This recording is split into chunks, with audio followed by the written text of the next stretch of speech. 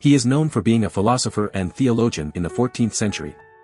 He is recognized for his deep devotion to religious life and his love for eternal wisdom. His name is Henry Suso. In the small town of Constance, nestled by the serene Lake Constance, a young boy named Heinrich von Berg came into the world. Born into a noble family, he was destined for a life of privilege and power. But little did anyone know that Heinrich's path would take a different turn, leading him on a profound spiritual journey. Growing up, Heinrich showed great promise and intellect. His parents, recognizing his thirst for knowledge, encouraged him to pursue education in various fields. At the age of 13, he entered the Dominican order, immersing himself in the teachings of the Catholic Church. However, it was during his time in the monastery that Heinrich experienced a profound transformation. In his own words, he described how divine wisdom intervened in his life, guiding him towards a deeper understanding of his faith. From that moment on, he became devoted to serving eternal wisdom, seeing it as the essence of the divine and finding solace in its teachings. Under the monastic name of Henry Suso, he embarked on a lifelong quest for spiritual enlightenment. His writings and teachings centered around the concept of eternal wisdom, which he saw as a manifestation of Christ himself. Through his mystical experiences, Suso believed that he had entered into a spiritual union, a sacred marriage with Christ in the form of the eternal wisdom. Suso's profound devotion and love for eternal wisdom influenced his every thought and action. His spiritual journey was not without challenges, as he faced criticism from some who questioned his unorthodox beliefs. Yet, his unwavering dedication to his faith and his desire to share his experiences with others propelled him forward. In his own words, Suso once said, "My life will recur in exactly identical fashion," reflecting his belief in the cyclic nature of existence and the eternal recurrence of life. This philosophical concept held that our actions and experiences would repeat themselves in a never-ending cycle, guiding us towards spiritual growth and self-realization. Henry Suso's legacy as a mystic, philosopher, and theologian continues to inspire seekers of truth and transcendence.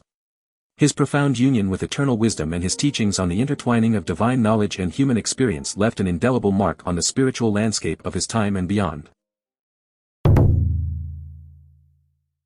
Henry Suso, a renowned philosopher and theologian, embarked on a journey of knowledge and self-discovery during the 14th century. After completing his studies in philosophy and theology, Suso found himself drawn to the teachings of Meister Eckhart and Johannes Tauler, celebrated mystics of his time. His connection with Eckhart, however, led to criticism and suspicion from his peers. Undeterred by the backlash, Suso defended Eckhart's teachings in his work called The Little Book of Truth. Unfortunately, this defense only fueled the fire of controversy, and in 1330, his treatises were labeled as heretical. Suso, determined to clear his name, traveled to the Dominican General Chapter in Maastricht to defend himself. Though the exact consequences of this defense are unclear, it was evident that Suso was removed from his position as lector in Constance. In the subsequent years, Suso's activities remained somewhat elusive. It is known that he served as the prior of the Constance convent and had a devoted following of disciples, including both men and women, who were part of the Friends of God movement.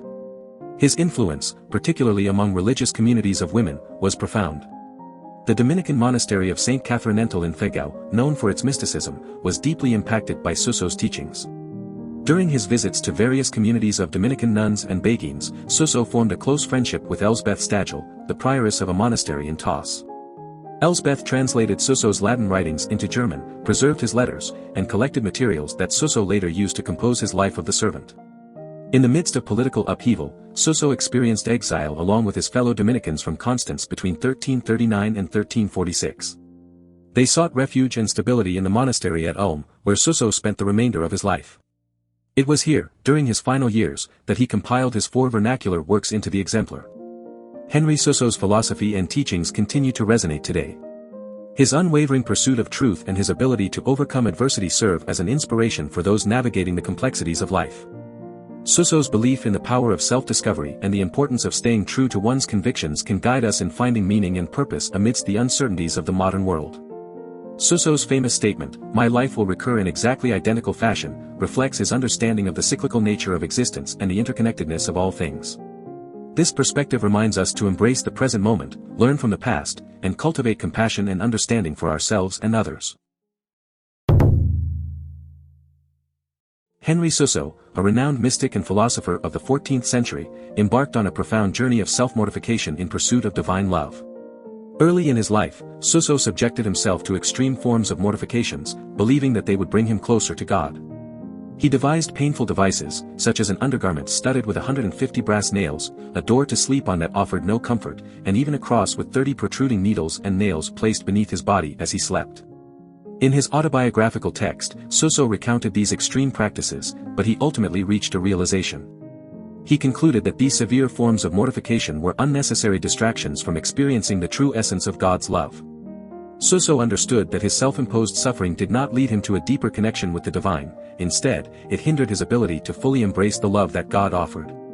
Suso's journey of mortification serves as a powerful reminder for us in our daily lives.